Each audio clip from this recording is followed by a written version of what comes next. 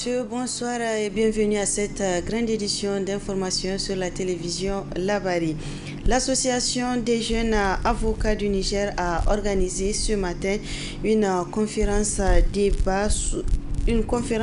débat au siège du SNAD placé sous le thème l'influence des réseaux sociaux sur les décisions de justice. Cette conférence a vu la participation de plusieurs acteurs de la justice. Le compte rendu avec Nafissatou Yahaya et Ibrahim Abdou. L'influence des réseaux sociaux sur les décisions de justice, c'est la thématique choisie par l'Association des jeunes avocats du Niger, AJAN, pour animer les réflexions de cette conférence débat. Prenant la parole à cette activité, la première du genre de l'association, depuis la mise en place de son nouveau bureau en janvier dernier, le président de l'AJAN a rappelé les motivations autour du choix de la thématique. Nous sommes à l'ère du numérique. Et aujourd'hui, que ce soit tous les pendants de l'administration et la justice dont nous sommes acteurs ne fait pas exception à l'ère du numérique.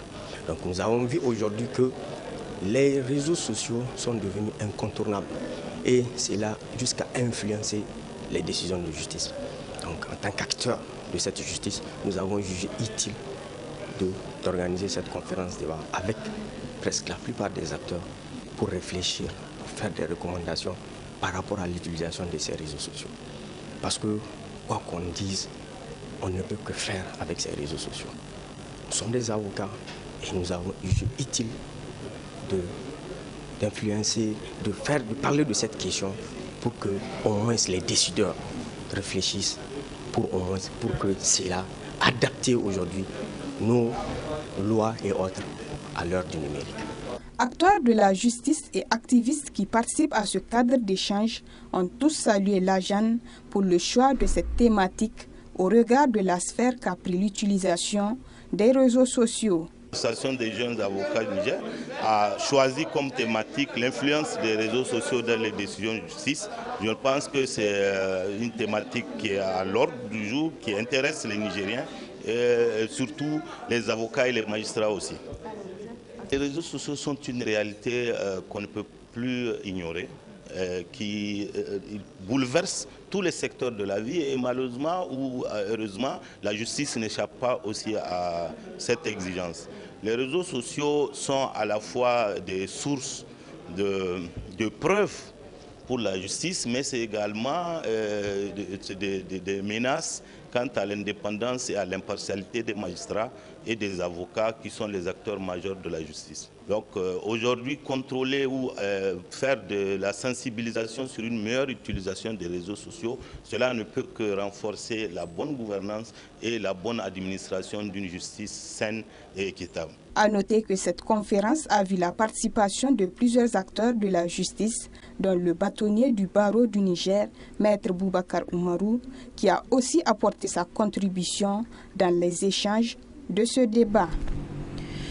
Paiement de pension en cours dans les services des pensions de la capitale en cette veille de la fête de Tabaski. Le point avec Hamza Sapou et Abouakar Souley. C'est pour permettre aux retraités de mieux célébrer la fête de Tabaski qui s'annonce à grands pas qu'il a été décidé de procéder au paiement de pension. Cependant, force est de constater que le climat qui prévaut dans les locaux des services pensionnaires et toute autre chose, découragement et désolation sont les sentiments qui animent ces retraités. On a entendu un de leurs qui disait qu'ils étaient là jusqu'à 22h hier. Donc c'est pourquoi, certainement, ils ont pris un peu de retard pour le paiement. Si c'est vrai qu'ils étaient là jusqu'à 22h hier, c'est justifié. Mais dans le cas contraire, nous on est là depuis ce matin, on attend, donc c'est un peu embêtant, quoi. Depuis hier, on a ramassé les cartes des gens. C'est leur organisation à eux. Et selon eux, ils vont payer les gens en fonction de leur arrivée. Rien. Aujourd'hui, on attend encore. Ma carte est là-bas. J'espère que ils vont. Est-ce que c'est parce qu'il n'y a pas d'argent? Pour moi, je pense que c'est parce qu'il n'y a pas d'argent. Alors que ce n'est pas du tout ça. C'est entre eux là-bas. Pour certaines de ces personnes ayant servi le pays pendant au moins 30 ans, le problème est sous d'autres dimensions. Ce matin, ils disent ne pas payer la pension avec le permis de conduire. Il faut faire une carte nationale d'identité.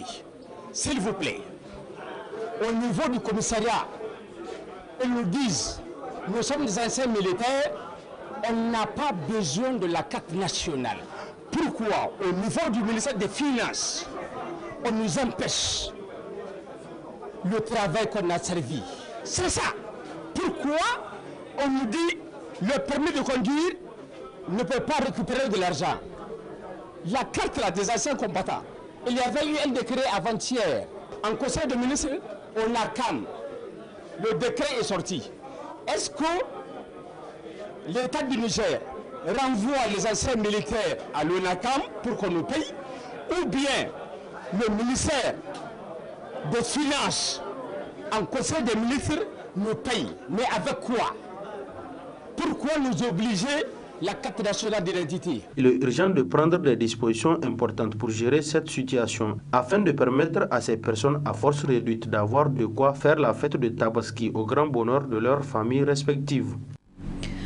Canal Olympia de la Blue Zone de Niamey a servi de cadre hier dans la soirée à la projection avant-première de la toute première série de Canal Comedy Club Niamey. Il s'agit d'une initiative portée par Canal Plus Niger qui entend se rapprocher plus de la clientèle. C'était en présence du directeur général de Canal Plus Niger, des comédiens nigériens et d'un public venu nombreux. Le compte rendu avec Boubacar Ibrahim et Nasser Saïdou. C'est désormais officiel. Les initiales au CCC Canal Comedy Club le Niger aussi est un modèle adapté à son contexte. L'annonce officielle a ainsi été faite à travers la projection avant-première de la toute première saison qui a vu la participation d'un public venu nombreux. L'initiative est en effet celle de Canal Plus Niger en collaboration avec les comédiens locaux nigériens sous la conduite éclairée du célèbre humoriste nigérien connu sous le nom de Maman Le Gondouane. C'est le meilleur Canal Comedy Club, donc vous pouvez les applaudir. C'est le meilleur Canal Comedy Club, non seulement par le contenu, la qualité des artistes, mais aussi par la chaleur et la réactivité du public. Donc, le public, sachez ce que les gens disent à l'extérieur du Niger, c'est que les Nigériens ne savent pas rire, les Nigériens ne rient pas. Or, nous, on sait que les Nigériens rient. Et ils l'ont vu à cet enregistrement du Canal Comedy Club et ils vont le voir là pendant toutes les diffusions et les rediffusions de ce Canal Comedy Club Niamey. Moi, ça m'a ému en tant que Nigérien, vraiment. C'est l'émotion, c'est l'émotion. Il a été payé pour ça. Ah, il a été payé pour ça. Donc j'aimerais retirer mes remerciements. Donc je redirige mes remerciements au DG de Canal+, parce qu'il faut savoir que cette soirée, elle n'est pas censée, elle n'a pas lieu d'être parce que c'est leur mission, c'est juste filmer l'émission et donner ça au public. Canal+, c'est une entreprise multimédia, audiovisuelle, qui est présent en Afrique depuis 30 ans, dans 25 pays, 16 filiales, et qui s'est donné pour ambition de vous proposer le meilleur de l'expérience de contenu.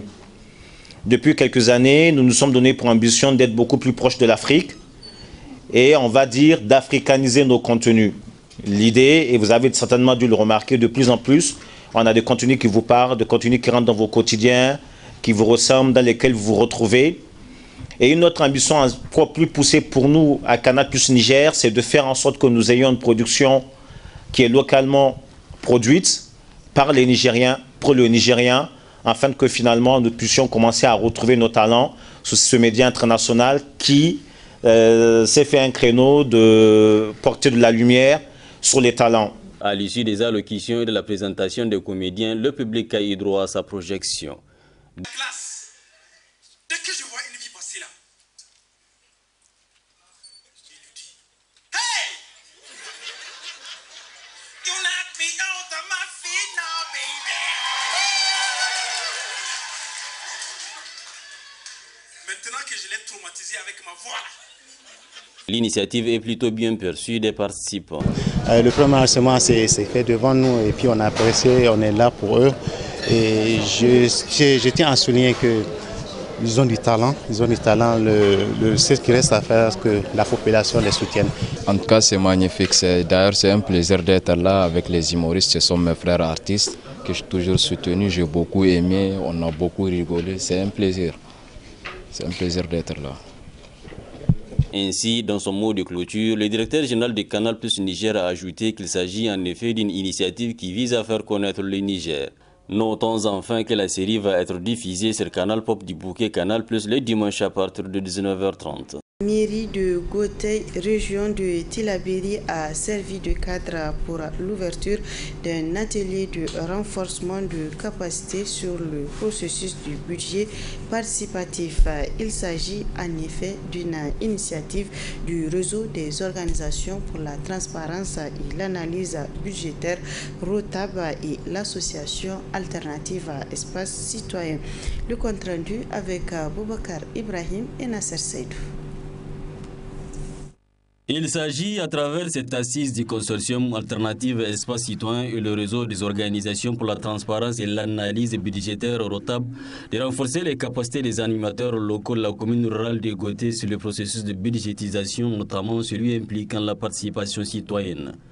Financée par la délégation de l'Union européenne au Niger, l'initiative portée par les deux organisations rentre dans le cadre du projet dénommé Promouvoir la transparence et accorde le financement du secteur social de base. Dans le cadre de ce projet, nous avions sélectionné deux communes, la commune de Gotei et la commune de Ingingimi, pour faire vraiment une expérimentation en apportant des innovations dans la pratique intérieure, ce qui nous avait amené à faire un atelier d'évaluation des expériences intérieures durant 3 jours avec tous les acteurs de la commune de Gotei qui ont participé à la mise en place et à l'exécution du processus du budget participatif. Dans le cadre des innovations, nous avions mis en place un comité de pilotage et 4 groupes thématiques, plus 2 points focaux qui vont accompagner le processus de bout en bout. Parce que c'est un projet de 3 ans. Nous pensons que si les acteurs là s'engagent, nous pouvons trouver des résultats probants qui concernera la mobilisation des ressources internes, qui dit budget, dit recettes et dépenses. Dans son allocution, le premier adjoint au maire de la commune rurale de Gotei a parlé d'une initiative à saluer. Je tiens en tout cas à réitérer notre reconnaissance et notre profonde gratitude au niveau vraiment du réseau des organisations pour la transparence et l'analyse budgétaire, le ROTAB, qui n'a cessé vraiment de nous accompagner dans le cadre, n'est-ce pas, de notre développement. Ainsi, 10 journées durant, ces animateurs de la commune rurale de Gotei verront leur capacité renforcée sur le processus du budget participatif.